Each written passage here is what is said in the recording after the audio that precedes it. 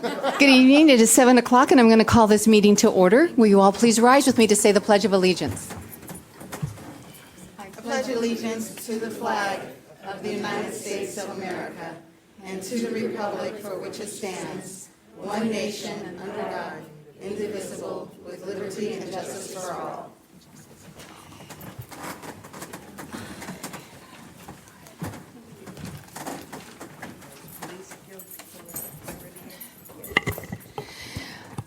So, before we do roll call, I just want to say, Paula, it was a fantastic event this weekend.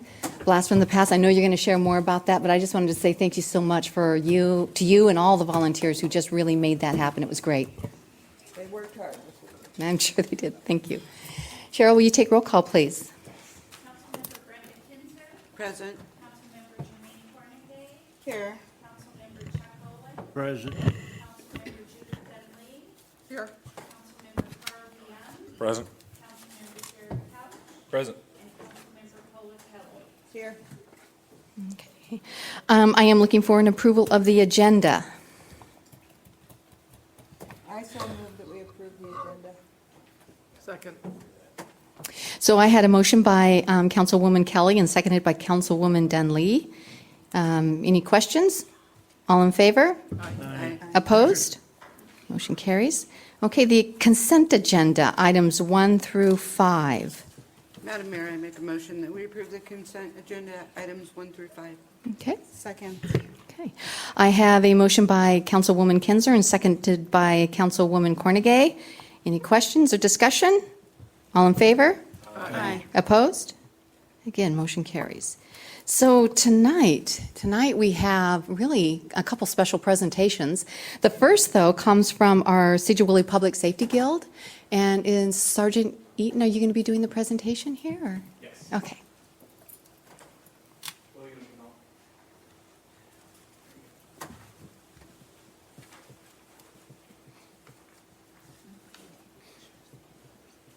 So I apologize. You guys have to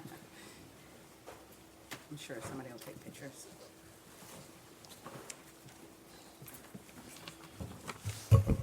Good afternoon, Mayor and Council.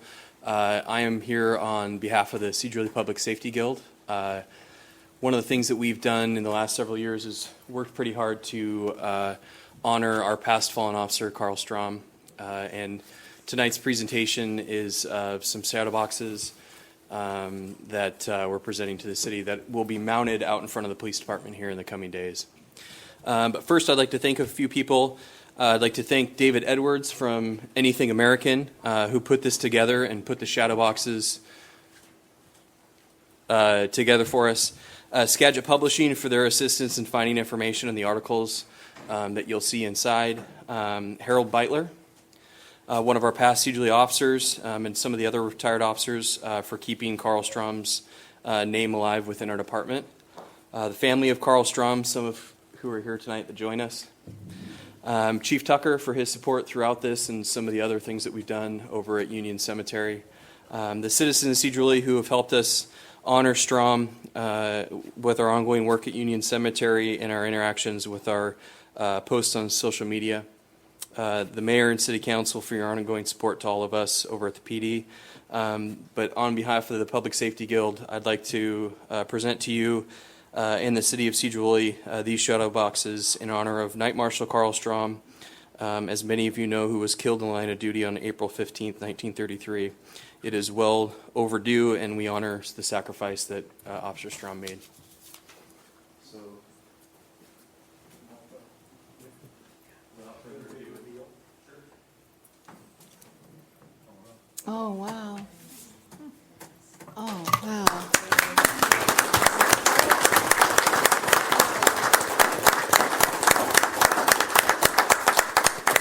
we got Harold's help because we think he was there. I'll hold my tongue. The photograph in that one seems to have slipped. Yeah, Yeah. So what Paul didn't mention is we're going to adjust that, but we're going to hang these up out in the lobby right outside our door where the big American flag is. We're going to move that, fold it up, and probably put it into one of those display cases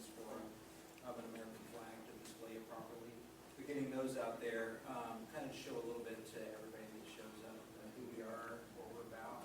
And once again, thank you for the family coming out tonight. I appreciate it. I know this was a long time ago, but it matters. And that's one of the things that I do like whenever people ask me why we do what we do. What we do matters. Oh, it's gonna be And what we did back then matters. And it was a long time ago, but it mattered just as much then for people to see what we do. So Yeah. once again, thank you for everything you do. And, did everybody get a couple of pictures of the family out? Sure. We're not allowed to put pictures of it because of schedule publishing, so you guys can. Yeah, there you go. Okay.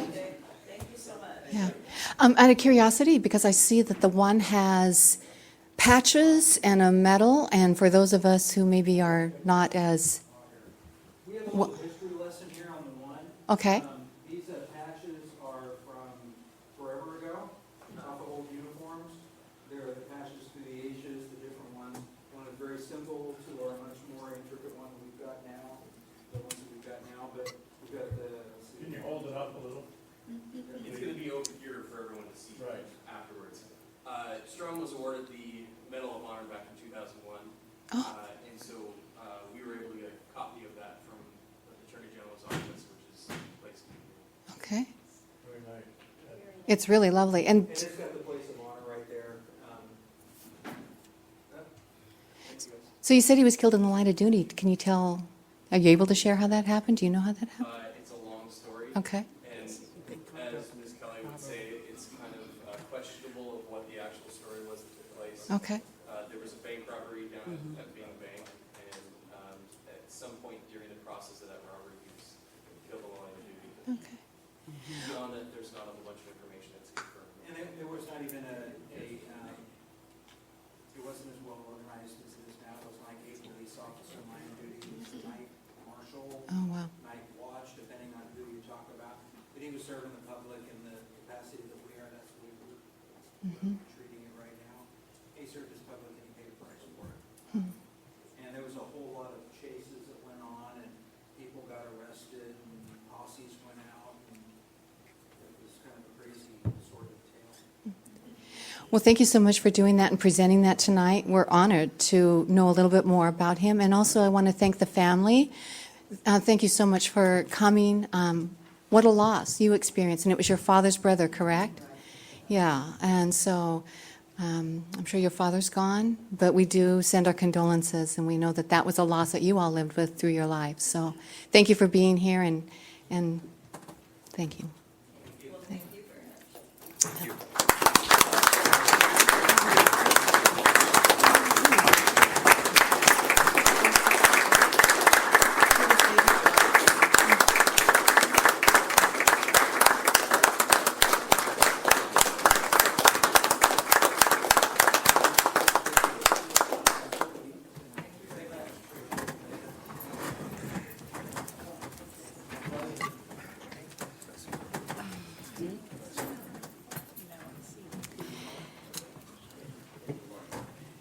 And next we have Monique Brigham. She's going to be doing a presentation for the Relay for Life and Paint the Town Purple.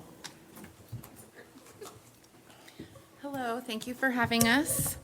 I am Amber, and I understand that many of you saw a video with me in it. Yeah. So thank you for watching that. I am a mom, and I'm a resident of Mount Vernon, and I am a cancer survivor. As an infant, I was diagnosed with a rare form of skin cancer, and my parents were told that I would not live to see my second birthday. In May, I celebrated my 36th birthday. In the 34 years of what some might call borrowed time, I've had more than 50 surgeries on my face to prevent melanoma. Tumors grow only on the left side of my face and are continuously growing. I have surgery about every year to 18 months to remove abnormal skin cells before they turn dangerous. I also feel like I've created a life worthy of those extra years. I've survived bullying, poor self-esteem, and being a girl with the weird face. I've survived countless hospital stays, infusions, and challenging secondary diagnoses. In the past year alone, I've been in the hospital at least 6 times with many more ER visits. Every day, I wake up in pain and take a plethora of medication to get through the day. I've fought cancer mentally, physically, and emotionally. And today, I'm here with Relay for Life to fight cancer publicly, to stand with other survivors and declare that June is Paint the County Purple Month. And joining me today is our amazing event lead, Monique Brigham. Hi. June 15th is Relay for Life. We are starting at 1 o'clock with a survivor and caregiver lunch that is free to survivors and caregivers. And did you know what the description of a cancer survivor is? It's not somebody that's been through the treatments and is cancer-free. It is somebody that's been diagnosed and throughout their journey. That's our definition of a survivor, because anybody going through what she's gone through her whole life is definitely a survivor. So we start the walk at 2 o'clock with an opening ceremony, and we are asking the first responders to come and walk with our survivors after the survivor lap starts with our caregivers, because you guys are our caregivers. I mean, how many times have you had them in your home in the last year? At least 6 times. So we appreciate you, and we want to honor you guys with our survivors and caregivers. It's more than a walk or a marathon. It's turned into a family-friendly event that we have music and dancing and food, and it's just a good time. It's during Berry Dairy Days, so we're asking people to come for the parade and stay for the camp out. We had, like I said, the survivor celebration. The nurses of Peace Health have joined forces with Ellen Dirkland, our survivor chair, and have come up with some great ideas for the event. There's pampering going on throughout a 3 or 4 hour period, so it's pretty cool. Paint the County Purple is to celebrate the 15.5 million cancer survivors in the U.S., and I don't think that would be possible without the American Cancer Society. Everybody tells us that it doesn't stay in our community. Well, I'm a road recovery driver, and I've learned a lot over the last couple of years that I've been the event lead. I can tell you that money does, some of it stays here, some of it does go to research, but wow, I mean, I watched them give away $12 million in grants last year. These doctors in Seattle are doing some amazing work. And a friend of mine, her daughter had a brain tumor last year. She's been going to Children's, and she was cancer-free. And she was just diagnosed this week with spinal cancer. But her doctors are positive that they've got a shot at making her better. And she's 13. So, I mean, Paint the County Purple is pretty important to us. Everybody probably has seen the purple bows and ribbons all over the county. We have made an effort to get it all out. La Conner, Mount Vernon, Sedro-Woolley, even some upriver. So,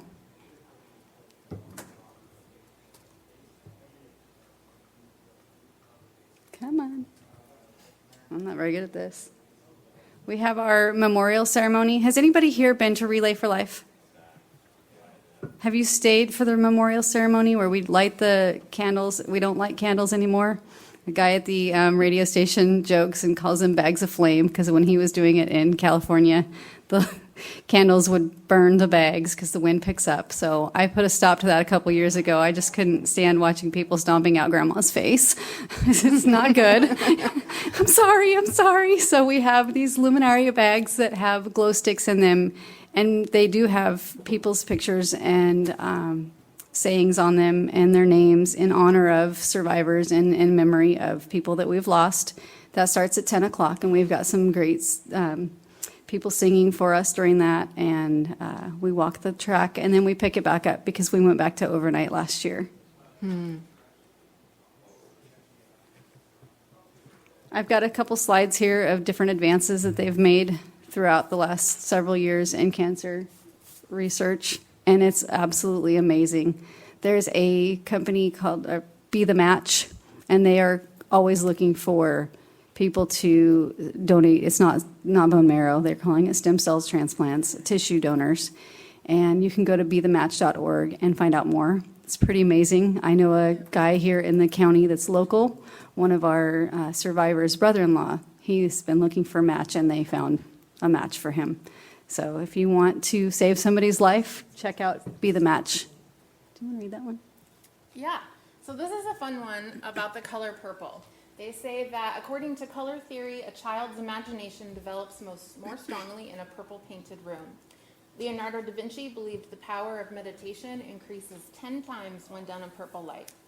Opera composer Richard Wagner considered violet to be the color of his inspiration. Purple is a color often well-liked by very creative or eccentric types. The color purple affects us mentally and physically and is often called uplifting, encouraging creativity, calms the mind and nerves, and offers a sense of spirituality. And the color purple represents every type of cancer, which is why it's the color of Relay for Life. Yeah, so we have done a lot of different things to paint the county purple, like Monique said. There are some pretty cool things that have gone on in city offices. The city of Burlington tries to outdo themselves every year with decorations in every department, from right where the mayor sits to the sewer department. The sewer department. I'm actually going to go stop by and take some pictures tomorrow because Steve Sexton made it a point to email me today and tell me to come by and see all the purple. And I took those pictures and emailed them to the city of Mount Vernon and said, hey, do you want to be outdone by the city of Burlington? And so I know that there are places in the city of Mount Vernon that are doing that as well. Like they say that painting the county purple is the color for all types of cancers. And that is something that's really important. I think someone like me, there's never going to be any type of awareness for my type of cancer, right? And then there's the big types of cancer that get a lot of awareness. And so the Paint the County Purple and the color purple is really to honor every kind of cancer and every kind of survivor. Cancer is something we can't ignore. 1 in 2 men, think about that in this room, 1 in 2 men and 1 in 3 women will be diagnosed with cancer. And I know there's at least one cancer survivor on your council. More pictures from them. Get the video. This is the road to recovery that I was talking about. There is funds for rides, and there's also volunteers. And if you ever want to volunteer and be a driver, you can do it once a year. I was sitting in my oncologist's office one day and realizing that I was very blessed in that I don't have a lot of the same infirmities that many cancer patients have. So I began looking for ways I could give back. You okay? Yeah. I saw a informative speech about Road to Recovery, and I thought, you know, that is something I could really do at my own pace whenever I needed to. Becoming one of my favorite cars right here. How did it help me? Oh my God. Where you want me to begin? It's part of me being alive today. I was running out of transportation. I had all my people. They was doing as much for me as they possibly could, you know, without losing their jobs, you know. I had to find some help somewhere, and I couldn't ask for nothing no better. You may feel blessed by what we have done for you, but believe me, I feel 10 times more blessed by just being allowed to be your carrier. This enables patients like Mr. Andrews, who otherwise would have a very, very difficult time getting the care that they need. Not only do they get the care that they need, they have a social support system as well as help with transportation or whatever they need in order to get here and receive the treatment and help cure their cancer. There's a certain commonality with cancer survivors because until you go through it, you don't always know the fears, the anxieties, the celebrations that you have, just meeting each new day the best you can. So it means a great deal to me to be here with Wade. And as I was telling him in the car, a lot of people don't understand that you may give away to somebody, but you always wind up getting tenfold back. So it's been a real blessing to me. If you need help, it's there. You know, it's there. You don't have to get on your knees and beg for it. All you got to do is let them know you need it. It's there. It's every day before I go to bed, I'm going to think of them. And when I wake up, I'm going to think of them. What good is amazing treatment if you can't get there? I got to take a woman on Monday, like I didn't have enough to do this week before relay. I took her to her last appointment for radiation. And she was so thankful. And I just, like she said, felt blessed to be there for her and that I have the flexible schedule that I can go and do that. If anybody here wants to donate their passenger seat, it's cancer.org/drive. Does anybody have questions? If I may, Mayor, I just wanted to thank you for all this awareness that you've brought to Sedro-Woolley. And just as a personal story, when you gave this presentation to the Rotary, I so happened to go to my general provider that week, and they got in the dermatologist because those weren't freckles, as I was told, and so I got a little spritz of the to have them removed. But it reminded me of when I went to the barber a couple of years back here in town and said, hey, you might want to have that looked at. And it wasn't until your presentation that I put two and two together. And the doctor informed me that your barber and cosmetologists under Washington state law are there to compel you to go to the doctor if they see something different. So just don't blow it off if you hear about it, because every year you have it, it makes it that much more worse. So Absolutely. That's just my personal story, and I'm very thankful that you were there to bring the awareness. Thank you. Thank you. I'm sorry, can you repeat that again for the drive? Cancer.org/drive. My husband is a melanoma survivor. He doesn't look at it that way because it was just a mole. But when the dermatologist looks at you and says, congratulations, you just saved your husband's life, 20 years is not enough. And I thank God that there is enough awareness out there. I mean, everybody just says, oh, but it was just skin cancer. Skin cancer can grow very rapidly, and we've got somebody here that knows that all too well. Right. If we have time, I do have a survivor here if she would like to speak. She doesn't have to. Did you have a question really quick? No, Jeff? I was just going to thank you for your presentation, and I'm a cancer survivor too, so it's a traumatic thing when they break the news to you. Yes, it is. Well, this is Kimberly. I'm Kimberly Taxtall, and I actually reside in Sedro-Woolley, but I'm in the outskirts in the county area there. And I just want to put in a plug for the Road to Recovery as well, because a lot of Skagitonians are not aware of the just the vastness of our county alone, the miles that are out there. Skagit Transit helps get people to cancer appointments, but regrettably, Skagit Transit does not serve the county areas.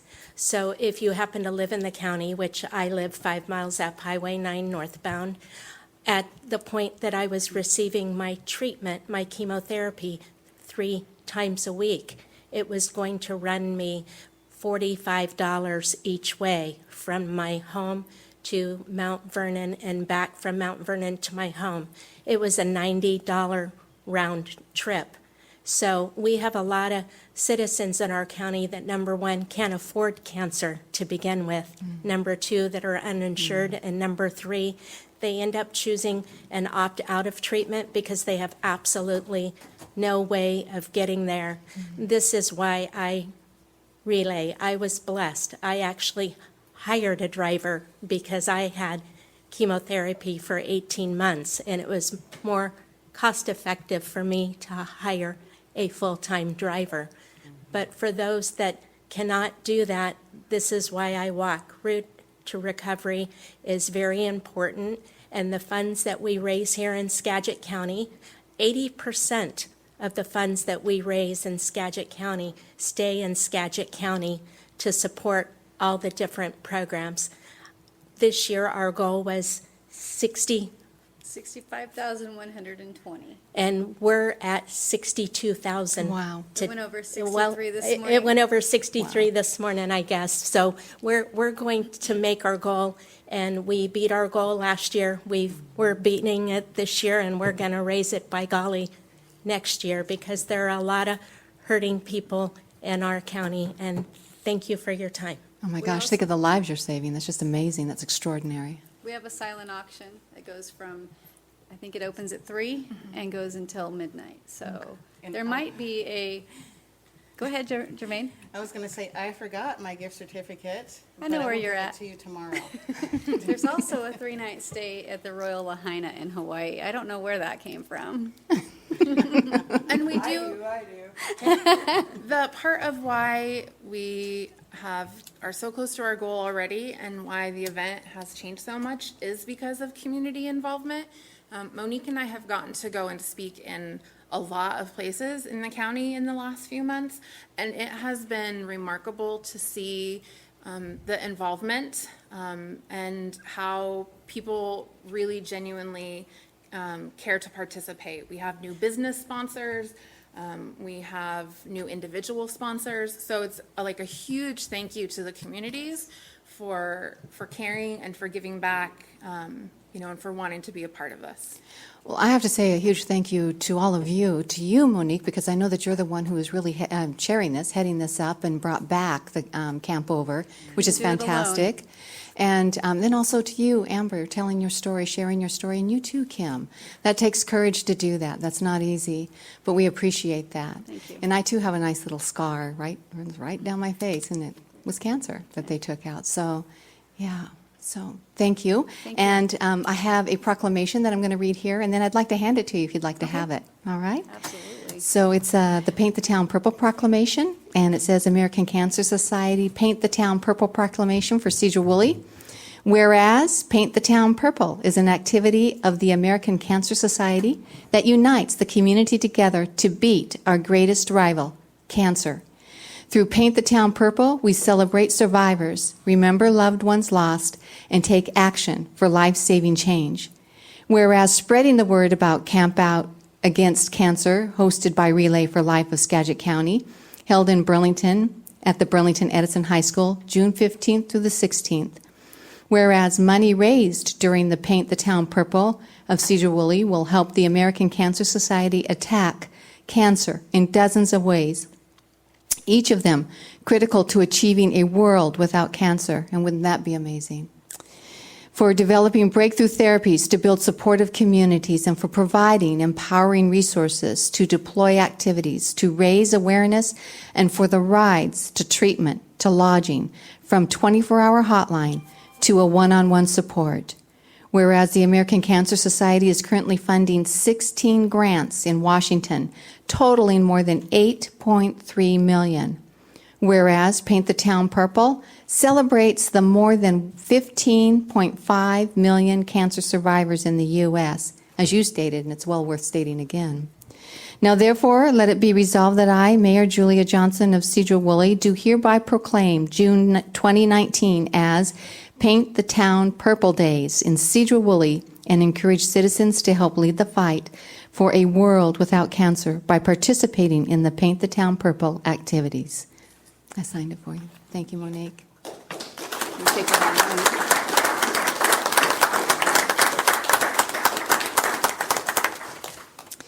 And I'm just going to, real quick like it is, it's the 15th, it's this Saturday, it starts at 2. There's going to be music that will be from 4 to 6. They'll also have a Zumba, and then a reminder that the luminaries are at 10 o'clock. So there's more than that, but those are the highlights.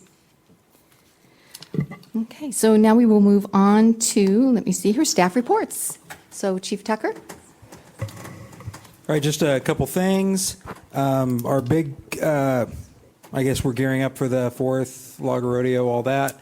That's kind of it's a ready-made plan already. We just carry it out and plug people into it. So Dan's been working on getting that all ready to go. And one thing that happened in this last week, on the 8th, some of you may have heard we had a motor vehicle accident. A pedestrian was hit in a crosswalk by near the Handy Mart. And it was, I'm not exactly sure how serious the injuries were at the time, but we did get, State Patrol came in to handle that as a vehicular assault and do all the things that they do for that. So we're really thankful to have the State Patrol come in and help us out. And I do believe they arrested the 44-year-old driver for suspected intoxication, surprisingly enough. If you hear anything about that, it's all true. State Patrol's handling it right now, though. We'll find out any more, we'll let you know. And the final thing I got was we had a request or information from Department of Emergency Management, and they asked if we wanted any money for anything. And of course, said, well, yeah, I guess we could use a little bit of cash. They had a limited amount of money, but it was for specific needs. And essentially what it came down to is when we outfit cars, we shuffle radios around sometimes, but we're just out of cars and out of radios, and we're moving into a new era of radios, a different higher end radio that's encryptable at some point in the future and has more safety features and a lot of different things, bells and whistles. It's like upgrading your iPhone. Our radios that we've been using are, some of them are 10, 12 years old, and it's like any other electronic device, they need to be upgraded. We're planning on a larger radio upgrade for next year, but we have this gap, and our radios are expensive. Some of them are about $6,000 a piece. If you get a chance, you should have bought stock in Motorola a few years ago. But we got enough money to buy one mobile radio and two portable radios, just like this portable that I've got here. We've made these work for a lot longer than they're supposed to, but they'll last us quite a while. But a pretty significant bit of help that we just didn't know was coming. They just said, hey, would you like some money? We have some for radios. Like, yeah. And they got it. We may have the possibility of maybe getting a couple more that'll kind of tide us over until we get into next year when Aaron tries to figure out where the money will come from to pay for all of our radios to get upgraded into that realm. So just a little update there. That's all I have. All right, thank you. So Assistant Chief Wagner. Thank you, Mayor. We've been really, really busy in the fire department the last month or so. We just completed our busiest month in our entire history. Before this month, I think 2015, we had a month with 256 calls. We did 279, and we're trending about 22% up on the year through this afternoon. With that, the experiences and stuff that some of these individuals are getting with the transport experience with the medics coming on board is making some of our people a little more viable out in the job world. So we're losing Ty Thompson. He's just took an offer with South Whatcom Fire as a career firefighter. And James Bowes got hired with Mount Vernon Fire, and he starts there July 1st. So this weekend, the association is doing a big testing. They have done a partnership with Skagit Valley College and the high school Northwest Technical Career Academy over there, and have some individuals that were down at our training site this afternoon doing some Firefighter 1 testing. And we have, I think, 11 applications, and hopefully all those applicants will have their Firefighter 1 EMT stuff by the end of the month, and we can bring some of them on into our resident program. And we also have 3 volunteer spots that we're hoping to fill. Earlier, a couple weeks ago, myself, Carol, and Doug went down to Systems Design with our billing company and did an audit of all of our books down there with a third-party contractor that does all of our billing, and they did an amazing job, and just wanted to make sure that that was the case. But other than that, we're moving forward, and good things on the horizon with all the new services we're providing. Thank you. Mr. Coleman. Well, first, I'd like to apologize for my bloodshot eyes. I have not been down at the bar in between ahead of the meeting. The allergies are really rough right now, so I apologize. The Planning Commission is going to be holding a public hearing on the Urban Village Mixed Use Overlay next week, so Tuesday, 6 days from now. They're likely to make a recommendation to send it on to the City Council at that meeting. We'll see how the hearing goes and what other feedback we get, but it's a possibility that it could come to the Council sooner than later. Which means probably sometime in July for first read. The Planning Commission is also going to begin review of accessory dwelling units, as we had discussed at the last city council meeting. So this is just going to be sort of a precursor introduction to the topic, introduction of some of the concerns that communities also often have when talking about accessory dwelling units. We've already prepared a matrix of all of the issues that other cities have addressed and how other cities have addressed ADUs, to sort of give us a menu to not really choose from, but to see how other cities have tried to address accessory dwelling units and see if any of those may fit for Sedro-Woolley. So no direction for this so far. Just going to bring up the topic and see how the Planning Commission responds, and then bring it to the council. Probably not for several months. I think this is going to be a very thorough process, that we work with the Planning Commission for some time and get a lot of public feedback before bringing it to council. Then on July 10th, we're planning to have at the City Council a public hearing for that small 1.25 annexation on Jones Road. So we'll keep you informed on that, but that should be fairly simple one. We've talked about it. The council's already reviewed it in the past, and this is just the public hearing portion. And then one last note: the Council Planning Committee, we're scheduling a meeting again on June 26th, ahead of the June 26th council meeting. So at 6 p.m. meeting, we'll have a topic for the committee on that day. All right, thank you. Mr. Freiberger. Thank you, Mayor. Just a couple of things around town. You probably noticed, if you've been down Ferry Street, that our longtime goal of getting the railroad tracks out and lowered is complete and opened again. So Nathan and his crew worked hard to make that happen, and had a lot of support from various people, including Ross Widener, our environmental consultant, who also moonlights with the railroad and helped us get that arranged with them. So that's good news, good change for the city. If you get any questions as to why there's still a bump, our agreement with the railroad is that we wouldn't go any lower than what they removed, which was the bottom of the ties, and that's why there's still somewhat of a hump, but still lowered at about 2 feet, so a good thing. We also have a crew from Fisher Construction working down at the wastewater plant.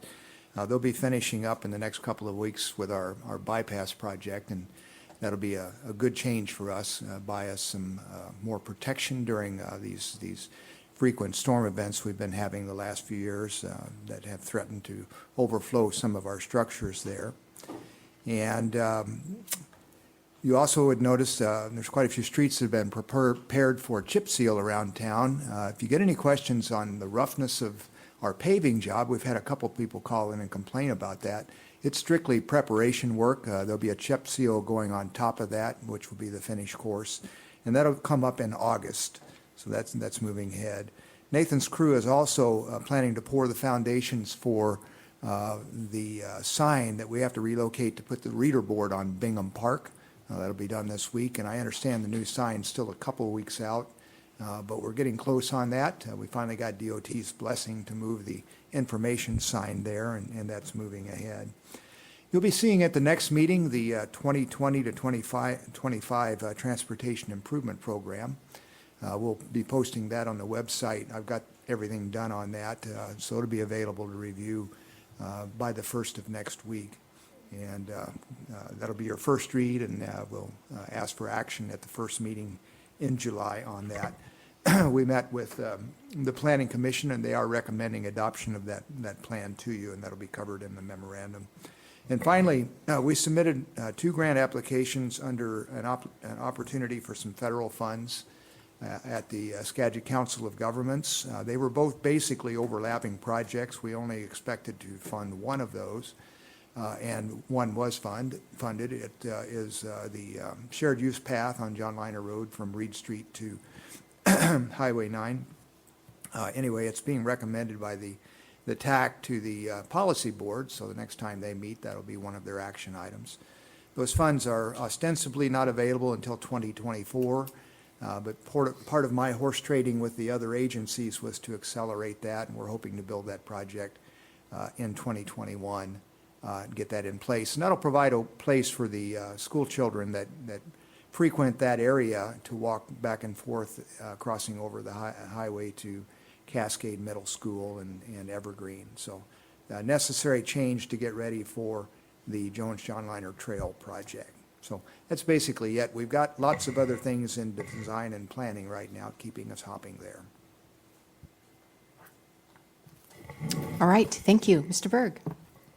I just thank everybody for coming out to the library groundbreaking. That seemed like a fun event and a good success. So lots going on, but nothing specific to report tonight. We do have a short executive session after the meeting to discuss litigation. All right, thank you. Mr. Merriman. Thank you. I've got a couple items. The first is on Friday, we will be closing on the library bond. We finally got everybody together and all the documents actually signed off yesterday and today and shipped those out to the bank. So Friday, we should be the proud owners of $5 million to put towards the construction on it. One of the good pieces that came out of this, because of going with one bank instead of a traditional bond issue, the closing costs, we had budgeted originally to be about $150,000. We came in at $45,500. So it was nice not having to hire an underwriter. That would have been another $70,000. And going with a single bond issue, you don't have an underwriter requirement. So that was good news that came out of that. Tonight, thank you through the consent agenda on passing the final amendment to the bond ordinance. It was just a little housekeeping piece. So I think as far as the financing part, we're good to go for the rest of the project. One item I did put at your seats tonight, there's a little information on TVI. It stands for Time Value Investments. They're an assistance firm who helps cities with financial investing. So one of the things that we've done is when we adopted our financial policy a few months ago, we set the parameters as far as how we invest and what the guidelines are for us to follow on that. So what I'm doing now is we've set up an investment trading account with them. So we'll be able to do some trading with them. But one of the things that I did do is I required a third-party safekeeping. And what that means is when we buy an investment, we send the money to the bank, and the investment itself doesn't go to TBI. It goes straight to U.S. Bank, who we've signed on as a third-party safekeeping. And they hold that investment. It's a good security control to keep those things separate. So we do have that, and that's, since we already use U.S. Bank, that's a service that they offer, so we're not out having to hire someone else to do that. So we're just trying to find those little ways like that to save here and there and to make sure that we're safeguarding things. And then the last thing, Frank talked on a little bit, we did go down, Frank and I and Carol, who's our billing person in finance, and we did an on-site visit and an audit of the records. Now, System Design, they're a third-party contractor. When we do transports, we don't do the individual billing of our patients and our customers like that. Systems Design handles that. So one of the things that we do is, we did a couple of weeks ago, is we went down to do a random audit. And what that means is we randomly, or Carol did, she picked a number of different transports that we did. She would call out the number, and they had a team ready, and they pulled everything from it, and we went through it with a fine-tooth comb, and they came out with 100% compliance. So it gave us some really good comfort that they're doing things correctly and that everything is as it should be. I tell you, I'm so glad we have Carol on board, because when you get in that room, Frank and I just sat back in the corner and let them do their thing. It's like listening to them speak Chinese when they're talking about billing codes and everything else. So it was a good education experience for me, and I think Frank would agree too. But again, it gives us that confidence that things are safeguarded. So that's my report. All right, thank you.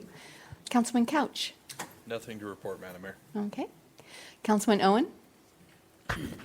Yeah, I just want to say that the Blast from the Past was an excellent celebration this year. I really got wrapped up in it, and whoever put it on done a fabulous job, and had a pretty good crowd too. So The car show, we had 152 cars, so it was great. And I enjoyed it, and I hope everybody else did. Thank you. Councilwoman Cornegay. I'm just upset that the 69 Mustang Mach 1 didn't win. I tried to vote for it. I actually wanted to say that for you, I'm sorry I didn't bring my gift certificate, but I'll bring it to you tomorrow. And speaking of that, so my dad passed away last year from brain cancer, and while I was up building trails last Saturday for the Skagit Trails Association, actually lost my phone with the only picture I have of us together. And so I'm really hoping to find that phone. It's up on there somewhere. I'm going to go looking again. So I just want to say, if anyone finds that trail, it's at the Northern State. If they find my phone somewhere, you know where it belongs. This is my only picture with him. So it really means a lot. On top of that, we had about maybe 20 volunteers last Saturday. Building trails, we're almost done. I think we have maybe one more session. They can't do until September this time because they're working on a bridge in Mount Vernon. So I guess they're just a small group. So won't be working on that again at Northern State until, it's going to be called the Pump House Trail. So you can probably already start researching it or whatever. We've been laying down gravel and pulling out blackberries and building walls to keep it stable and everything like that. We did that last weekend for about 8 hours. And I like your shirt. Another thing was for the Skagitonians to Preserve Farmland, I went to their breakfast, I guess it was a week and a half ago now, and got compliments from their executive director, Alan Rosima, about the work that we're doing here. I don't know how, I guess the planning stuff, and I don't even know how that correlation, and before I got a chance to ask him what he meant by that, he was interrupted. But I was told that he did some planning work here, so maybe it's compliments to us and how we're doing our, so kudos to the planning commission, so thank you. That's it. Good, thank you. Councilwoman Kinzer. Okay. Councilman DeYoung. Thank you. I had a question for Frank. The semi-truck on Eastern and Metcalf, did we have a cause for that yet? If those that don't know, down here by the old bowling alley, we had a truck that was parked there overnight. Somewhere in the middle of the night, it ignited, and the whole entire cab pretty much burnt to the ground by the time we got there. They were able to put it out and save the trailer. They tried to investigate as much as they could with what they had left, but it was undetermined as far as the cause. And they were able to block off all the storm drains and stuff to prevent any of that, but it was a pretty impressive fire, so kind of unusual for a truck that's sitting there to start on its own. Right, at 2 in the morning. Yeah. Because when I went by it the next morning, I think it's a testament on how fast you reacted. The tires were intact, but the cab was gone. And I appreciated the teamwork that I saw on Facebook, and then also with the police department blocking it off, and the fire department reacting so quickly, and also with Public Works, you said, blocking off the drains. Nate was out there with the front loader early in the morning. They had the vacuum truck and everything out, making sure we didn't have anything into the storm sewer and water. So good. Pretty collaborative effort. Awesome teamwork there. And then just wanted to make the note of fantastic work on Ferry Street, coming down 2 feet. As we saw on the chief's post on Facebook, no more Smokey and the Bandit, or Dukes of Hazzard yeehaws over that. So that'll make it smoother, which is awesome. And then the cold patching that's been happening in the potholes in Ward 6, really appreciate that. Folks have been making some positive comments about how that's progressing, so thanks so much for getting the truck around and some shovels out. And just a note on Skagit Trails as well, September 14th will be the next work party up there in Northern State. That'll be the second Saturday of September. I've been having multiple meetings with multiple agencies about the linkages of the trails throughout the area, mainly trying to figure out the finance part. So thank you everyone who's put sweat equity into that. And then finally, just happy Father's Day. Councilwoman Dunlea. Nothing. Okay. Councilwoman Kelly. Hi. So, first of all, I want to thank all of the city workers who helped us with the Blast from the Past event. Certainly, there was everybody from the Parks Department to the Police Department to the Fire Department filling up the water balls thing, even though he wasn't ready for it on Friday. You came back and took care of him. All of those things are just really appreciated. It makes it really nice when we can work so well together. Aaron was out there with his children in the color run. I saw them out there.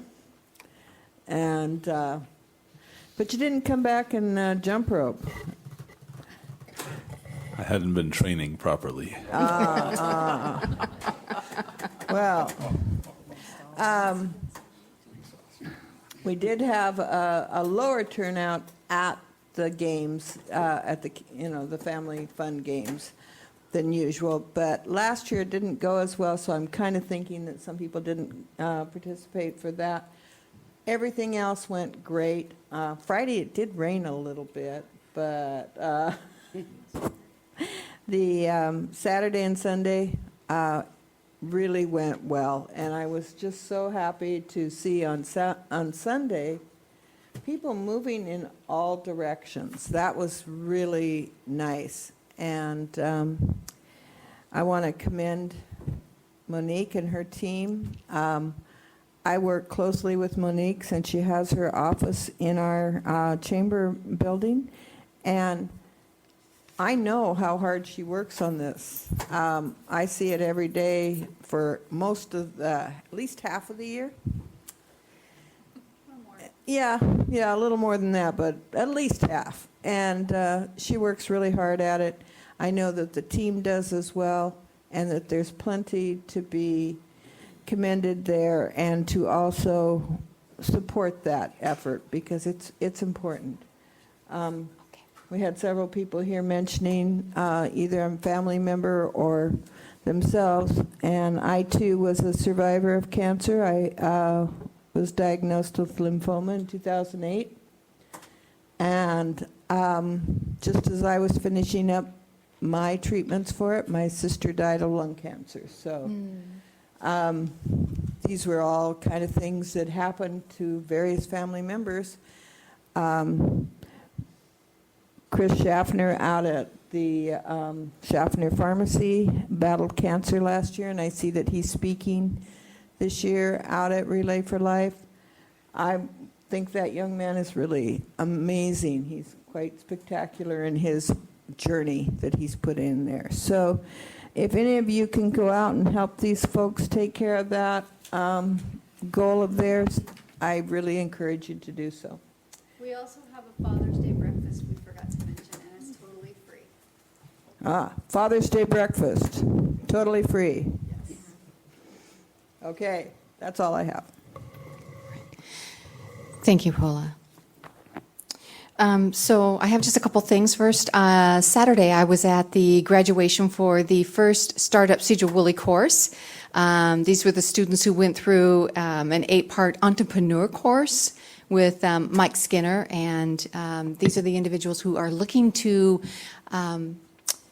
do new businesses within Sedro-Woolley. They're learning how to promote it within Sedro-Woolley.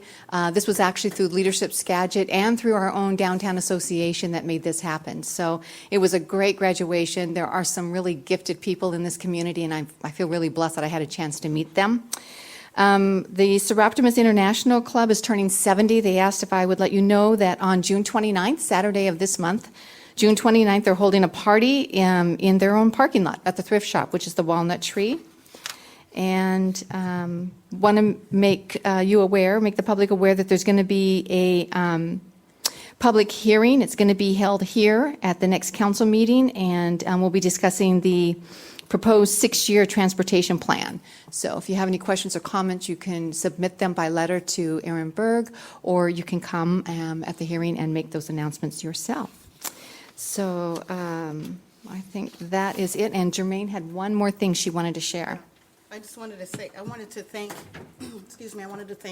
Dick Aldrich for stopping by my home earlier and bringing me a list of folks who are concerned about the traffic on coming down from Long Time Lane and Reed Street, and he would just like to see like a, I guess he's here, he'll probably speak on it, but he'd just like to see a stop, big stop painted on the street or something to remind folks. There's been a lot of that lately with the weather getting nice, and so just a lot of traffic. And there's like 16 folks that have signed up on this about that. That's it. Okay. Do you want to submit that maybe? Yes. Yeah. All right, thank you. So it is now 7:55, and I'm going to open it up for public comment. I want to remind everybody to give your name and address and to keep it within 3 minutes. So do we have anybody for public comment?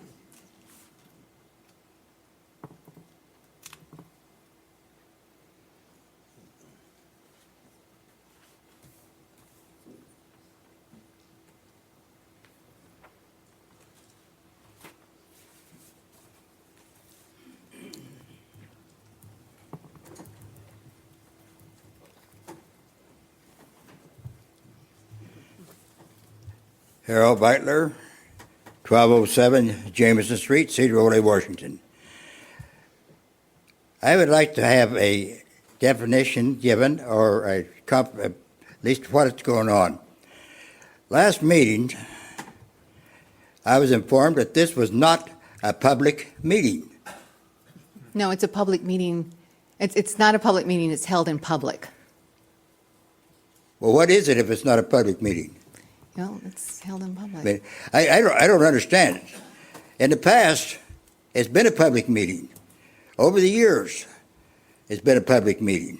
And all of a sudden, I was informed, this is not a public meeting. I spent the last 2 weeks thinking about this, trying to figure out what the heck's going on. You people are supposed to represent the citizens of Sedro-Woolley. And we have something to say. We should be able to come in here and talk to you people and say something. Now, this 5 minutes you're giving me right now It's actually 3. is not enough on most situations if you've got a real problem. I mean, if you've got a complaint of the speeders going by my house or the noise next door, I want something done, fine. 5 minutes is great. But when you get in something in particular, like you're going to come back with second reading tonight for the police officers being expanded. Okay, if I want to speak on that, 5 minutes is not enough. There's no way that I can cover why we should have those 2 extra police officers, or actually you're asking for 3 now. 6 months ago, if you recall, I told the council then, you should be looking for monies to hire 2 police officers. We need them out there for patrolling. Now we're looking at putting 3 on, which I think is great. And a good example of what I'm talking about, I'm not throwing down on the Sedro-Woolley police. They're doing a good job with what they've got, but they don't have enough men to take cover it. This morning, I backed out and was getting ready to leave in front of the Hometown Cafe. Here's a car coming toward me, stops and sits there and waits and waits. I know what you want. You're going to put them across the middle of the street and park. J-parking. All kinds of parking places on the other side where they should have been parking. You go down through the main drag in the daytime, here's cars and pickups backed into the curb. Illegal parking. They say, I'm not putting down the PD. They're busy. They haven't got time to go out there and take care of this. Harold, you have 30 more seconds. You have 30 more seconds. Ma'am? You have 30 more seconds. Yes, see there again. 5 minutes is not enough. It's 3 minutes, Harold. It's always been 3 minutes. Okay. But like I say, we need more policemen out there. We need this. And I realize it's a lot of money. But then you know something that tipped me? about a year or so ago.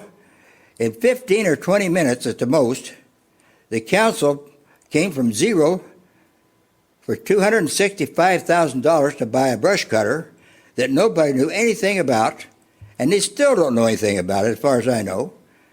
But they found that money to buy that brush cutter, like I said, in 15 or 20 minutes. Harold, your time So is up. consequently, like I say, I've come down hard on council and administration both, a time or two, but Harold, there's a reason for it. To Your wake time is you up, people Harold. up. Time is up. 10 seconds and I'm gone. Okay. I do want to say this. We got some new council people on there, and I tell you, I pat each one of you on your back because I'm hearing people ask questions now I never heard before in here. The common talk, a rubber stamp council. No more. Gentlemen down here, All right, thank you. Thank you, Harold. all The of the time's people up. are getting into the act of doing their job. Thank you for putting up with my foolishness. Thank you, Harold.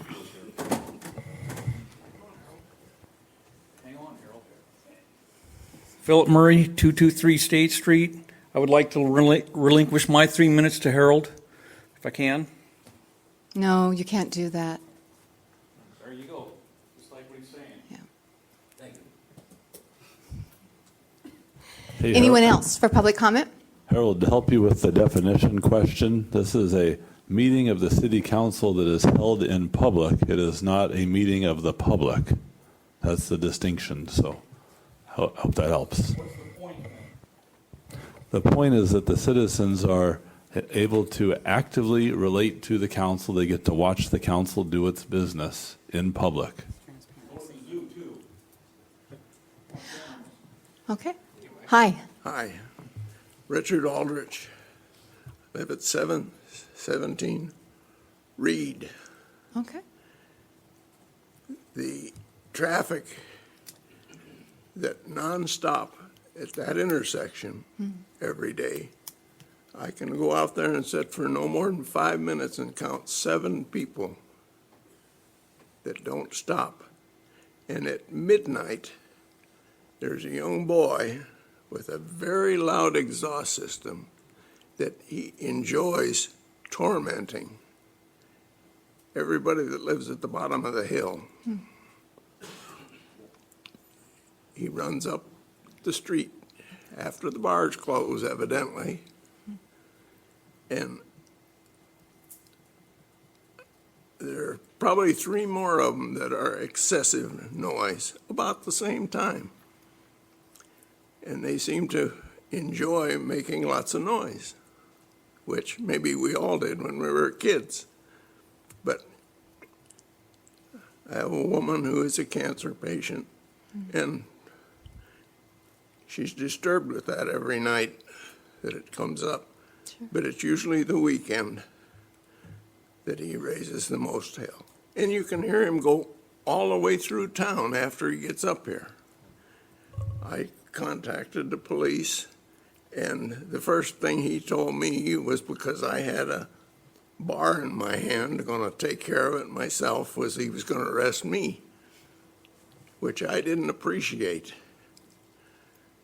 But I know they got their hands full with the town, but I do believe some stop painted on the pavement at the bottom of the hill and on Spur would maybe make people aware that that is a stop sign, a 4-way stop. Okay. All right. Thank you.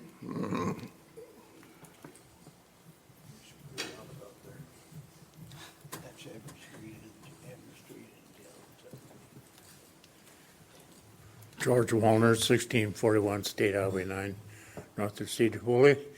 I want to commend you folks for being here and being transparent and having a so-called work meeting and holding it in public so that people can see what you're doing. People that are concerned, in my opinion, about not being able to voice their opinions and their concerns with the city.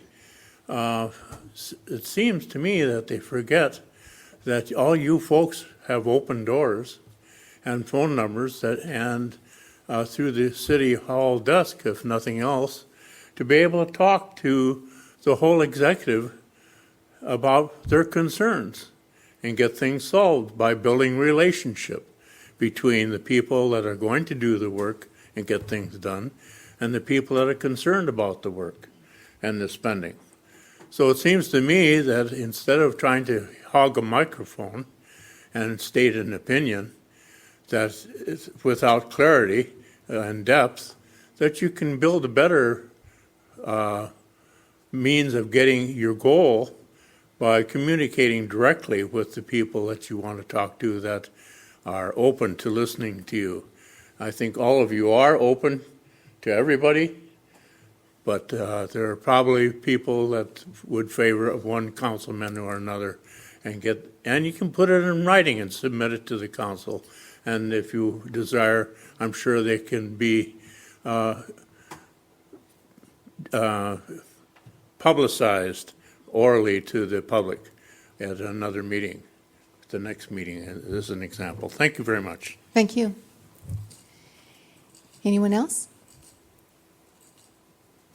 Well, I was asked by there is a group of fourth graders who did some study on the plastic situation, both local and around the world, and I was asked to read one of the letters. So I'm not going to give you the name of the child to protect them, but I am going to read the letter. It says, "Dear Mrs. Mayor Johnson, we need to ban plastic bags in Sedro-Woolley because it's all over the beaches. It's destroying the marine life and it's hurting the environment. My first reason is that plastic is all over the beach.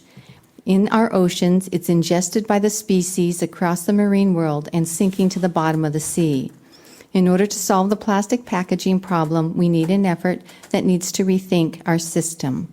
My second reason is that it is destroying the marine life. A bird gets the plastic and goes back to the babies and feeds the plastic to them, causing the babies to die.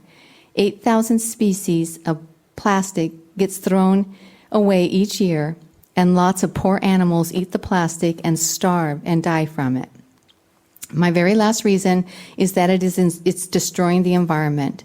In our ocean, plastic trash flows almost everywhere, but concentrating a huge swath of it in the midst of global currents, breaking down smaller and smaller pieces. You cannot walk on a beach without seeing trash. The pollution comes in many forms: industrial, agriculture, and urban waste. We need to ban plastic bags from Sedro-Woolley because it's all over the beach. It's killing marine life. It's destroying the environment. We need your help to save the environment. Are you with us, Mrs. Mayor?" So, and that is a little piece that with Israel Witten. Yeah, for fourth graders. They're in the STEM class, fourth grade STEM class. So anyway, so if there are no more public comments, I'm going to close it right now at 8:08. And we will move on to unfinished business, and we're going to be talking about the final plat approval. Mr. Coleman? Thank you. So this was actually intended to be a consent agenda item. That we had discussed putting this on the consent agenda, but apparently I forgot to mention that to Christine, who put it on the agenda. So this is just a resolution approving the final plat of Arbor Glen. It's a 18 residential lot and 1 commercial lot subdivision at the corner of Cook and Trail Road. We've all seen it come to completion. All the site work has been done with a couple of tiny little things that we're working on getting finished up, but there's no reason not to approve the plat, so they can have the plat signed and recorded, and then they'll have some lots on which to build homes. So All right. looking for a recommendation to approve. All right. Any discussion? Do we have a motion? I move that we approve Resolution 1026, TAC 19, for the final plat of Arbor Glen. Okay. All right. So I have a motion by Councilwoman Dunleavy, seconded by Councilman Owen. Any more discussion? All in favor? Aye. Opposed? Okay, Resolution 102619 carries. The next is the levy lift for the police department. And before I turn this over to Aaron, I want to point this out to the council. We purposely sent out the council goals and work agenda to talk about our first goal, which the first goal actually had to do with increasing public safety in and around Sedro-Woolley. A reminder that in 2012, the people of Sedro-Woolley voted to increase the taxes that brought on law on fire. And in 2014, the council increased utility tax to fund 2 new patrol officers. And unfortunately, as you all know, when we went over the budget, we cannot go that route again. So just a reminder that this expansion of our new 8 paramedics and firefighters has increased the level of service in Sedro-Woolley. So it's, I think, only right that we adequately staff our law enforcement to help provide that kind of community safety. And under our action steps, under that same goal, we did state that we wanted to ask the voters to approve funding for additional officers to the department, both the general patrol coverage and new services such as a proactive enforcement resource officer, or canine handler is what we have here. So, Mr. Berg. Thank you very much. So when you think about the scope of services for the Sedro-Woolley Police Department, it really is pretty impressive. We might miss a J-turn now and again, and I'm confident that guy with the muffler, he drives by my house too. I love to see him get a ticket for that, so I'm with you on that. But then, right now tonight we've got our sergeant, our detective sergeant, is working, an undercover operation, sitting in the room here. You see him popping up in the back.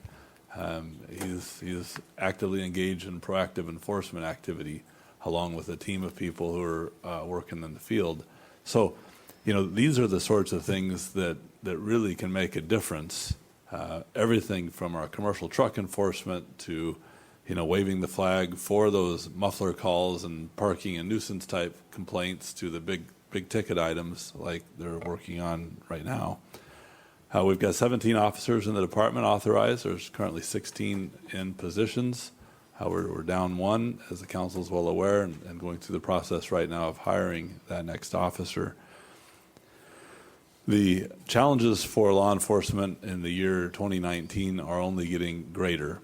And I think this is probably the biggest issue when we look at what's going on, is the amount of time that it takes to process each individual complex call has gone up significantly.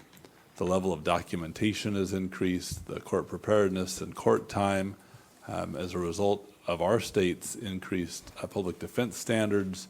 Our officers are now engaged in defense attorney interviews on a regular basis. These generally occur outside of most of their shifts.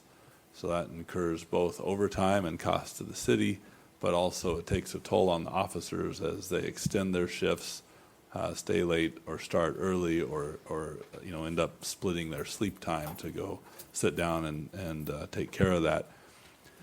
These things are all doable, and I think we talked at the last council meeting. The way I'm looking at this is we're at a bit of a fork in the road, in that Sedro-Woolley is used to a certain level of service. It's a level of service that the community likes, and we believe we cannot maintain or enhance that level of service without more staffing. So the question then is, well, how do you get there? Well, the council spent more than a year working through this. This is not a 5-minute rustle 260 grand out of the trees scenario. This is a year or more of work and thinking about how could we fund this. Would a utility tax work? Well, it's legally possible, but it's not fiscally responsible. Therefore, it didn't make the final cut. Not this time. Well, do we have other sources of revenue? Can we raise sales tax? No. That is not something that the city council, even with voter approval, has the capability to do, other than for limited purposes such as our transportation benefit district. Now, we could raise sales taxes through economic development. Again, turning to the work plan, a key theme. We are doing our best, our level best, to increase the economic environment in the city of Sedro-Woolley to produce more revenue for exactly this purpose. And it's tough. You know, we are definitely struggling in that realm. A separate topic, but related, because how do we fund officers? You know, it's not a one-time cost, and I would tell you, I think Doug would share the same sentiment.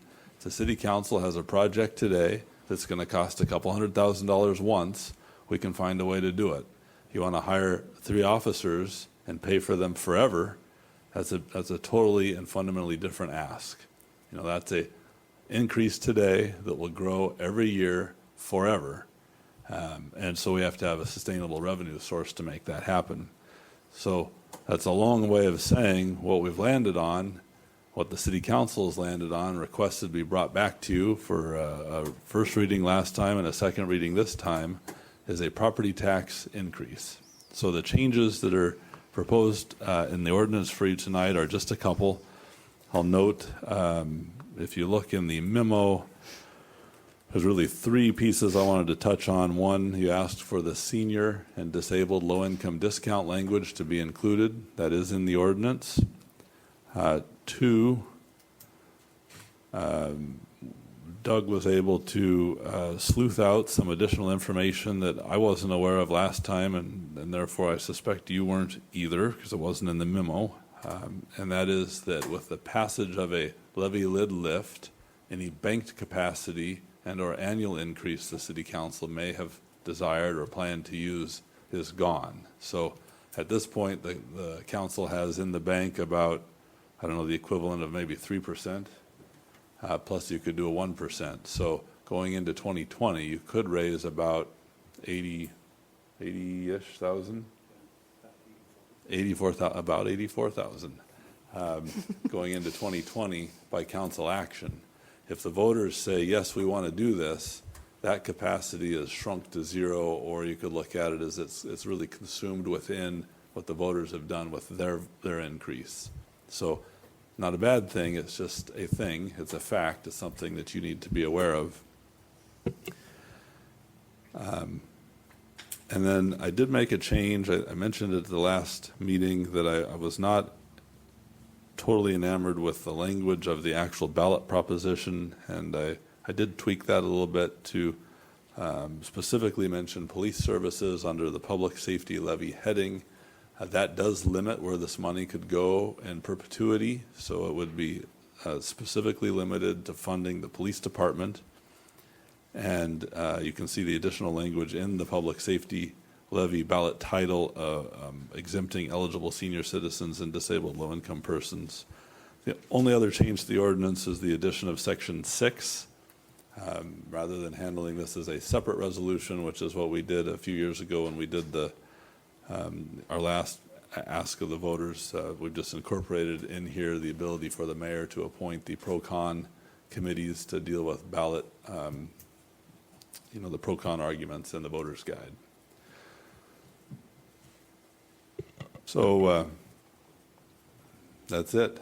It's a big one. There's just no question about it, and it's one I know that you're not taking lightly. I've talked to a number of you. I know a number of you have talked to the police department, Doug, and others as you've really thought through this. And so we're here tonight to answer any questions you have and do whatever we can to give you the information you need to make the best decision you can make for Sedro-Woolley. Councilman Cornigan? I was just wondering about the wording in for disabled, low income.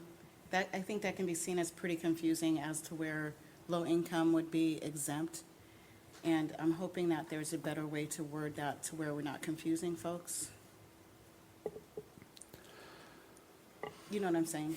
I do, and I actually did think about that quite a bit, and I looked at other examples. I'm wide open to suggestions. So what we're trying to say there is it's eligible senior citizens and disabled low-income persons.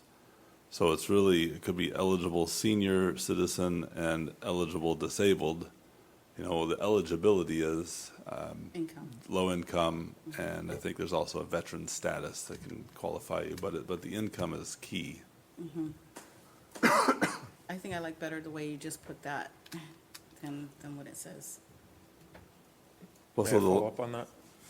Yes. Yeah, so the inclusion of senior citizens and disabled low-income exemption, so that's just for property owners, it's not for renters, is that correct? That's correct. And it's only for property owners in a single-family residence. So if you are an eligible senior citizen, and you happen to own a mixed-use building and you live upstairs and rent downstairs, you are not eligible. Okay, so are there known programs that can help out these renters? Not in our county that I'm aware of. Because that will definitely be passed through to their rent. Well, that's an interesting statement. I had that call from another council member, and I couldn't help but to point out that at least what I'm seeing in the community is record high rents in the year of 2019, in a year when we received record reductions in property taxes. So maybe it's like those strips that you drive over in the parking garage. It only goes one way. I know that's what people say about taxes, but it does not appear to me that the reduced taxes were passed along to renters this year. So, yeah, maybe the increases will be passed on, maybe not. I guess that's really between the landlord and the tenant. And market conditions. And clearly market conditions. Another thing I wanted to say really quickly is I was one that called Lieutenant Daniel McArath, and it really hit me hard when he described to me that he was the number 13 officer in the year 2002. And the year 2002 is a long time ago, and we had 13 officers then and 17 now. That's not much. I mean, I think we're falling behind. Good comment. Okay, well. Madam Mayor? Yes, Councilman Couch. We can't hear what's said out here. Harold, can you hear me now? I'll try to speak up. I think the council knows where I stand on this. I've been advocating strongly for this staffing increase to the police department because we obviously need it so we can continue to keep our community safe. And I think with such a dramatic increase in taxes that it's only right that we put it to the voters. I think the voters will speak on this, and we will know, be able to know what they expect for level of service and what they expect from their police department. And frankly, it's the most feasible way to get it done. And I think we need to make it happen. Thank you, Councilman Couch. Councilman Owen?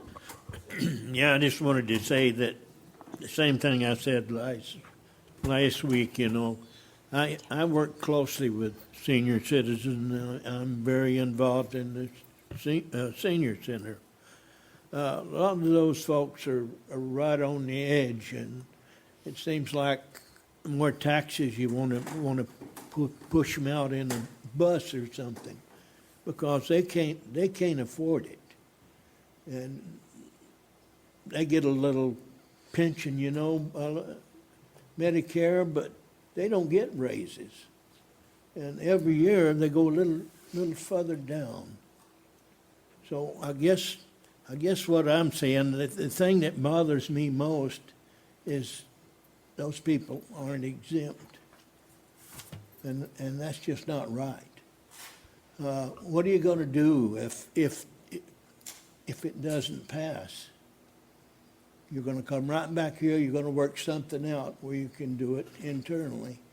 If you cut every department 1%, you would probably have enough money to fund that thing. No, we wouldn't.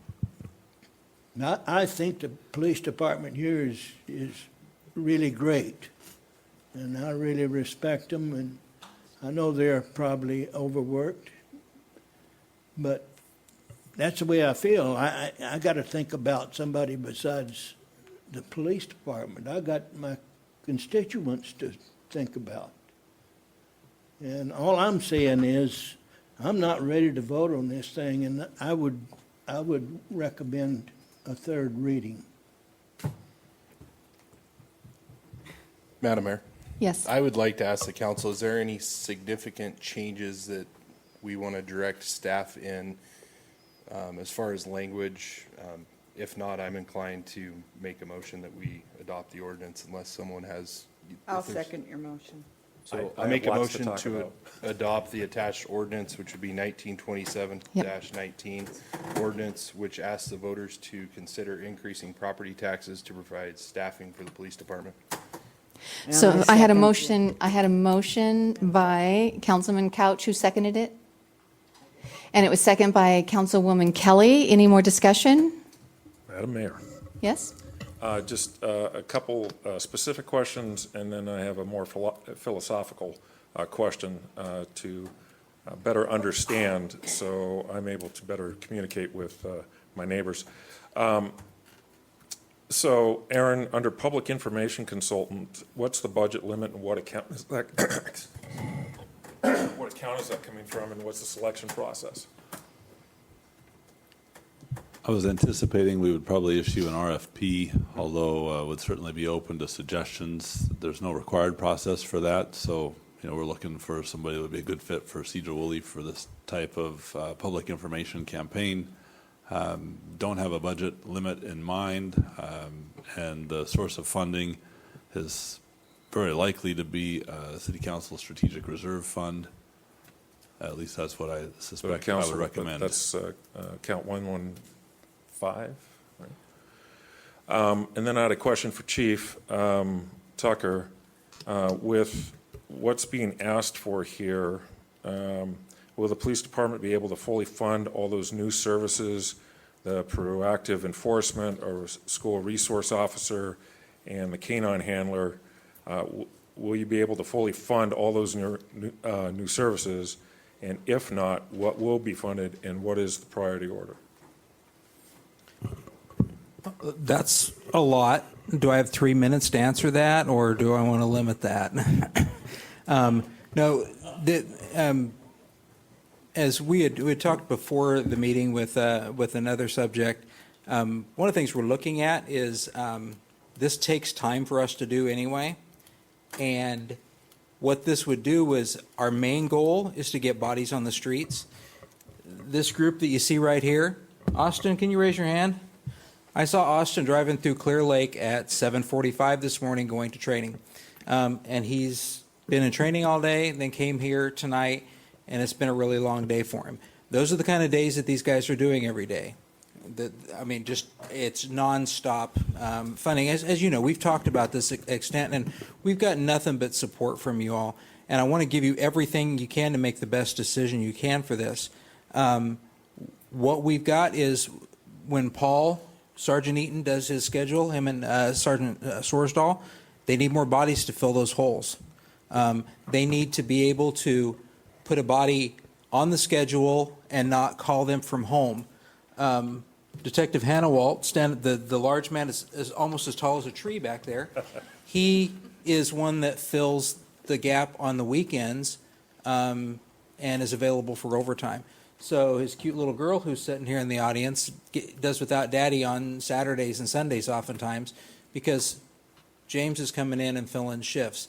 That's our highest priority right now, is to get these people some relief. And one of the things I said earlier when we were talking about this is what I want to give my officers is a light at the end of the tunnel, and it's not a train coming, it's hope. Is give them some hope for some relief, give them some backup. The things that we do all day, every day. As an example, there were 5 of us fighting with a mental subject in one of the apartments downtown on, I think, Monday afternoon. And we were fortunate there were 5 of us there. That fight was going to happen whether there were 5 of us there or 2. It just so happened that it happened right at shift change, and Dan and I were both in town. And Paul had come on shift, and we had enough bodies to do it. Otherwise, that fight was going to go on with 2. So highest priority is the boots on the street, which is, before you got on board, that's one of the reasons that Doug Wood retired when he did. He says, maybe it's time for me to step aside. We'll get some new movement in the department, get some new people in here, and we'll put more boots on the street. And that's why we did without a lieutenant's position for several years, is to get the boots on the street. What we found is we've gotten to the point where we need a lot of those other things. Do we need a canine? Absolutely, we can use a canine every day. We borrow somebody else's. And we had a drone come in from Swinomish the other day to help us with our shooting in front of the old timers. We've got a lot of those things that we need. Overflow? The drone came in to map out the shooting scene.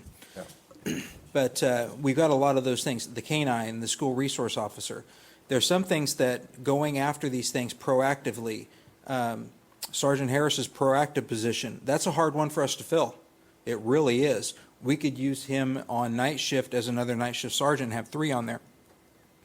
But what we're looking at is hopefully a more proactive approach to go after the bad guys. We need time for somebody to say, Sergeant Eaton can say, you 2 guys that are standing here, I need one of you to go do traffic before the guy on North Reed Street starts whacking cars with a stick. We need that kind of thing. So it really is boots on the street to provide those, and we may not be able to totally dedicate anything. When we start becoming specialists in anything, that means that we lose the ability to do the things that everybody needs.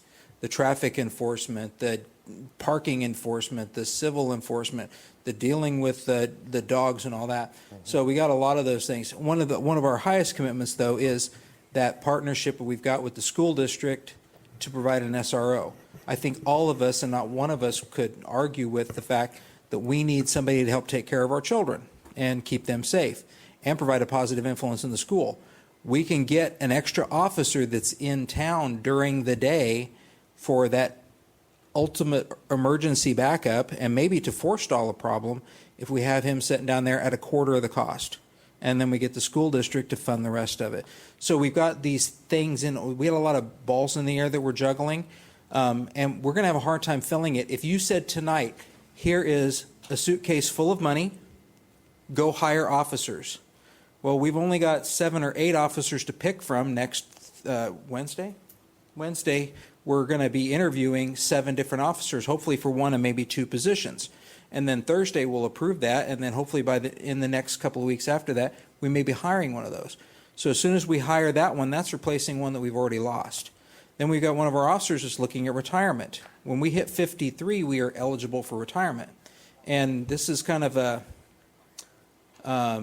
it's not the year, sometimes it's the mileage kind of job. So a lot of us try to leave when we hit that point. So we got an officer that's looking at leaving, so we're going to have to replace him. That's before the 3 1/4 that this will get us. And there are so many things that are drawing our time, and it's going to get worse. One of our saving graces is that Upper Skagit is staffed up higher than they've been in a long time. They are our partners at night, and we are their partners at night. So we're doing a lot of things to use everything that you all give us, everything that is given to the Upper Skagit, everything that the Sheriff's Office has to offer, we offer them as well. We try to use to the best of our abilities all those tools that we get. It really comes down to our most valuable asset is what we're asking for. We're asking for these people. They are worth their weight in gold right now. That's exactly, they are one of the highest priority or the highest saleable assets right now. Everybody wants these guys and gals. Mount Vernon's hiring, Anacortes is hiring, the Sheriff's Office is hiring. The jail does 1,100 hours of overtime every month, and it just kills them, and it drives people away. We do $100,000 in overtime every year. That isn't just money out the door. That is, I buy Jason's time from him, I buy Austin's time from him, I buy Derek's time from him, and we buy a lot of time from James and Paul. Each one of these guys put in a ton of overtime. So that's what this is getting us. I got my chance to get a little impassioned there, but I can't give you an exact answer what we would. But I think the best answer is we would give you the bodies on the street. Harold's been talking about for years the kind of things that we don't have the time to do. They had some of that to do when there was only 1 patrolman in Sedro-Woolley, and Harold would get off his horse and jump in town. Wow. We don't get to do those things that would actually make our jobs easier. We don't get to go after the guy that's rocketing down the street who's going to run somebody over at some point. We don't have the time to do that or the bodies to do that. So that's what our priority is to plug those people in, those general practitioners. And then as soon as we get them plugged in and get them up to speed and get them in a place that we need them, then we start figuring out which ones make the best choice. An SRO is going to hurt us. We're not going to give them a brand new baby police officer. We're going to give them somebody like one of these guys here, one of our best that we can send out by themselves to handle things. And we're going to have to retrain a new baby police officer to be an adult police officer. And that's what we're going to have to do with all these positions, find the best fit for that. We've got the best fit for a lot of things right here. Derek is good at sniffing out bad guys and feeding them to Jason to deal with. And so on. We've got those kind of things going on. So did that answer your question as best as I could? And I really did want to give you an opportunity to speak to what we're trying to do. I appreciate that. And what I really want you to know, and for the officers here, is how much we appreciate you. And indeed, when I'm out in the community, I have never heard a negative thing about the department. I've never heard a negative thing about a specific officer. And that is high praise for the department, the training, and the type of quality of people that are employed. And I want to thank you for your personal values, and also, Chief, for the training that you put in there. I do want to continue on about, I'm so glad that we heard in the mayor's preface the things that I talked about on May 22nd, when we talked about this fantastic document, which is the City of Sedro-Woolley 2019 annual budget that our great finance director has put together, and all the work of the departments. And as you heard in the preface, and again I'll repeat, on page 7 of that document that you can find online, it talks about our critical goals and objectives. I've been on council for about a year and a half. I've gone to 2 strategic meetings, and this is absolutely the number one thing that we're trying to do, is expand public safety services in and around Sedro-Woolley, and that the Sedro-Woolley Police Department continues to be short-staffed to manage current call volumes and provide the level of service that the community desires and deserves. So providing a safe community is the City Council's top priority. Providing a safe community is the City Council's top goal. So as was mentioned, and I'll repeat again, our action steps, number 4, we are going to ask voters to approve funding to add officers to the department to both provide general patrol coverage and add new services, such as the proactive enforcement, possibly a canine handler, and also a school resource officer. And I also wanted to add to the timeline that was brought up there. How did we get here, right? So in 2012, I remember the amazing presentation that you did before council, bringing all the officers up, talking about what they had to do, be there alone when an active shooter situation. It was just heart-wrenching, and the fact of how long it takes to get back up here for those qualified folks. And I can be just overly sympathetic on the job that you have to do. So in 2012, by the vote of the people, we increased the sales tax by 0.1% for law enforcement and fire equipment. And in 2014, by the vote of the council, utility taxes increased to fund 2 new patrol officer positions. And then last year in 2019, at our strategic meeting in 2018, and then in the draft budgets, we did see you had asked for 9 officers. By the mayor's 2019 budget and confirmation vote of the council, property taxes and utility taxes were increased to fund the following: a new IT specialist, a new FTE to bill for the EMS patients, transports, and the corresponding regulatory compliance, and a new FTE. FTE stands for full-time employee or staff member for the solid waste utility, and an expansion of the police department's evidence room. 0 new police officers in the budget. So how do we fund the critical goal of expanding public safety services? Am I cracking jokes? No, it's just, we had the discussion as to how we were going to fund them, and that was the levy lid lift. Right, and here we are talking, if I may continue my discussion, Madam Madam Mayor, I call for the question. We have a motion on the table. A We second. do. I have another tool I'd like us to look at. I do know that Councilwoman Kinzer would like to speak as well. I'm sorry. This will be less than a minute. So we can't use the debt bonding or the city credit card to fund operating expenses. Bonding is used exclusively to fund capital projects and long-term obligations. We cannot pay for the salaries of the patrol officers with the credit card. Other tools are available as increasing taxes, utility taxes, property taxes, or living within the means of our budget. On page 39 of this document, you'll see that the city of Sedro-Woolley has a budget of $38,055,059, and the police department is asking for around $500,000 to start to address the issue of short staffing. So $500,000 is approximately 1.31% of the budget. At the May 22nd meeting, it was offered that cutting the entire parks budget would cover the police staffing needs. However, it wasn't. We don't need to look at removing whole departments to get improved police staffing levels. So my question is, our budget represents as many of the city's policy objectives that we can afford, and the city must live within its means. What does a belt tightening of 1.31% across all departments affect in order to fund 4 patrol officers? Mr. Mayorman, I'll have you answer that. Sure, and that's a question I've heard many times over the years, because a lot of times I've been asked questions like, well, why can't you have one less garbage truck, or why can't you do these things? Because in the $38 million budget, that is all the different functions in the city. So that's our utilities, that's streets and things like that. When I first got into government business, I came from the private sector, and I thought, great, there's a $38 million budget. We can do a lot of good things with that. But sometimes the unfortunate and sometimes the good thing about governmental functions are those revenues, the majority of them come with strings attached. So of that $38 million, and I'll throw some numbers out here, I think I'm kind of close.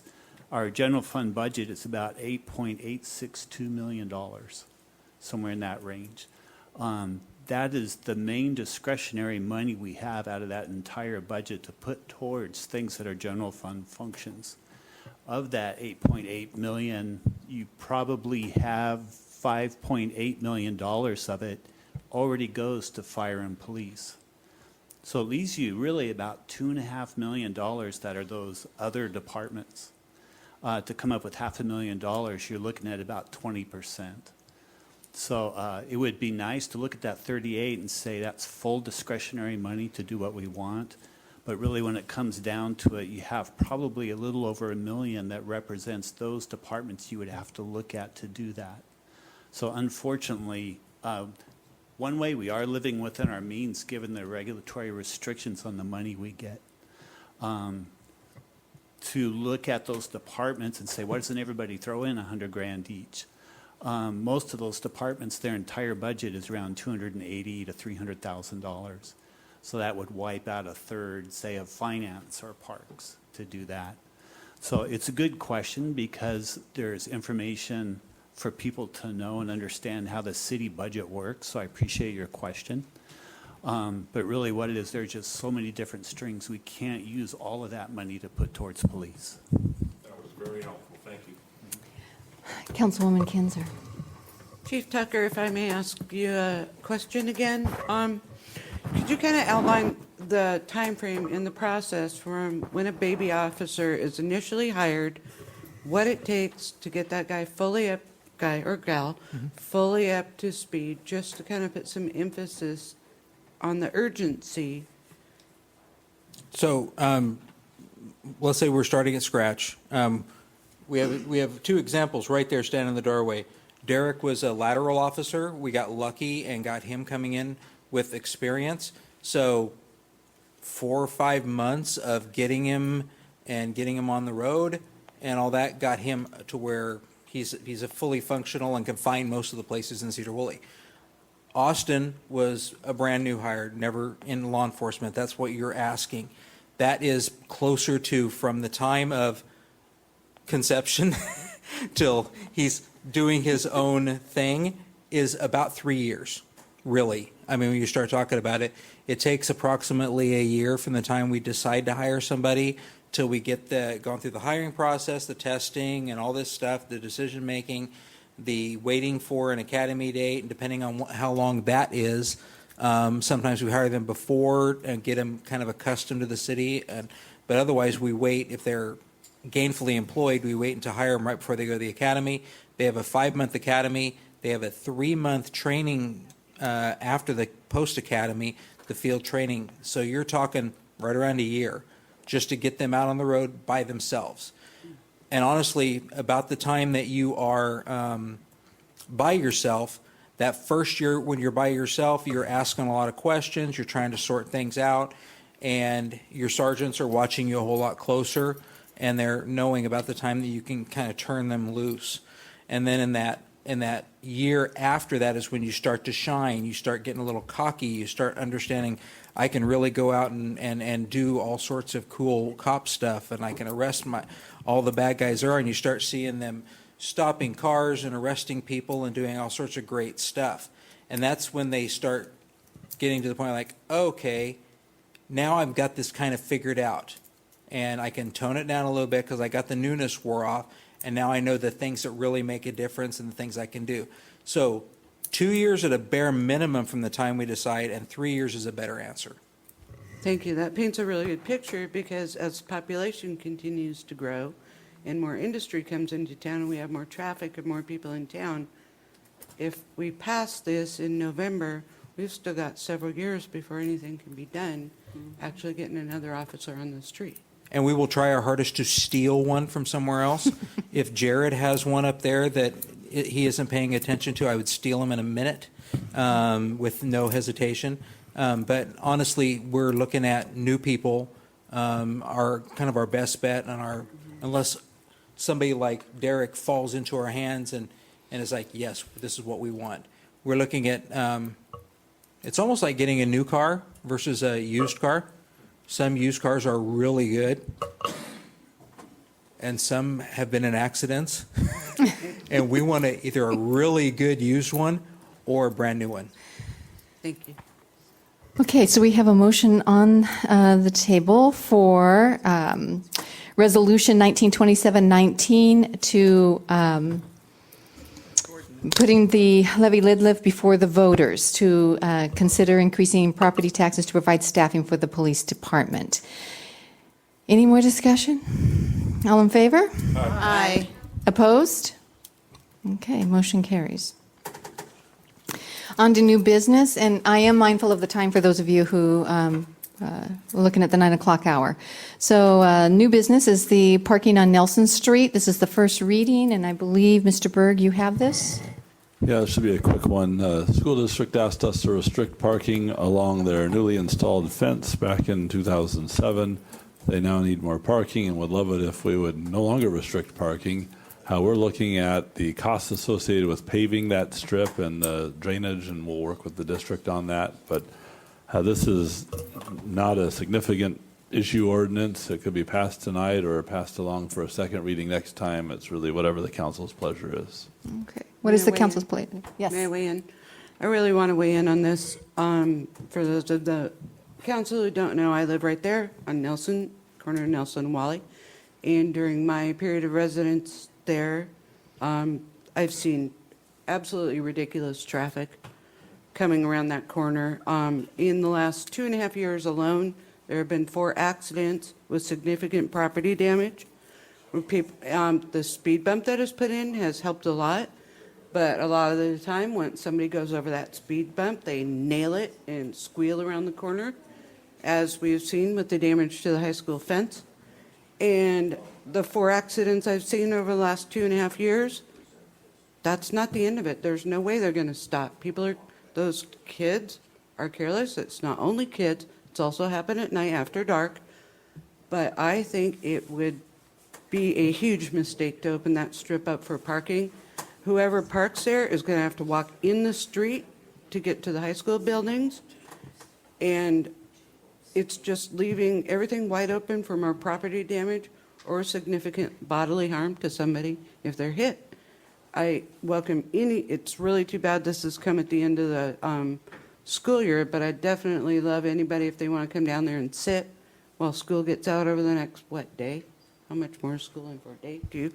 You've got till Friday, but the seniors are already gone. I know, So and that's that- probably a significant population that you're talking about, if I had to guess. But it's dangerous.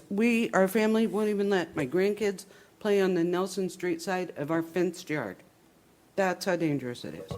And it would be a big mistake. I didn't mention earlier, since I was trying to race the clock, we are also looking at the potential of changing Nelson in that location into a one-way street to allow for angle parking, so it would increase the parking but also limit access, as well as some potential additional parking on Third. So we're trying to look at kind of a twofer here, and you're quite right, the school year's almost over. There's also no rush on this ordinance. Right. Madam Mayor? Yes, Councilwoman Since Kelly. there is no rush on it, can we just move it to the next reading? We can do that. If that's okay with the rest of the council. Yep. Yeah, and just because it is a first reading, I would like to know what kind of education the school can do about speeding, what kind of enforcement numbers have been on that street, and also what kind of engineering might be possible on that street for traffic calming. Thank you. Very good. Okay. Moving on to second business, the weight limits on city streets. This is also a first reading. So a really short adjustment to the code. What this does specifically is it updates the code originally adopted in 1973. It allows the Public Works Director to place both emergency and permanent restrictions of weight on certain city streets with required public notice. And that authority would be delegated by the council to the Public Works Director. The first street that I think the Public Works Director is looking to utilize this authority on is Rhodes Road. And I know that there are multiple residents there who are eager for you to take action, so Mark can go out and put some signs up and put the appropriate notices out and get that street protected. Okay. Any discussion? I was wondering about the highways. Would No, that be in our? No. We're not. So state highways have a whole separate provision, and there's a process. So it is possible for city to request certain limitations, but it goes through, I think, the State Highway Commission and WashDOT, and we also don't have a lot of, we don't have the same level of concern because it's not our infrastructure to protect, and that's really the genesis of this whole authority, is protecting road infrastructure from overweight vehicles. Okay. But we can put our truck enforcement officer out there with more overtime, Yes, and that please. has a similar effect. And then I have a question. So 26,000 gross vehicular weight, that's basically like a 25 to 28-foot box truck, fully loaded? Is that what we're looking at? Well, I'm going to defer to somebody who weighs trucks or knows about truck weights. Okay. We got Harold says pretty All right, close. well, I go with Harold. Then if someone is doing like an Atlas Van Lines or, a large move that takes those 53-foot trailers just intermittently for deliveries, I've been told by a professional CDL person that they still have delivery rights to go through that. Is that correct? That's my understanding as well, and it doesn't affect agricultural uses down there either. Those are pretty well exempt anyway, as anybody who drives down Cook Road while they're plowing knows. So yeah, there's some wiggle room in there to allow people to do what needs to be done. All right, so if there's not a motion, we will put this off until the next council meeting. And with that, we are going to move into executive session. This is about litigation, RCW 423110 1I. It'll be about 5 minutes, no action.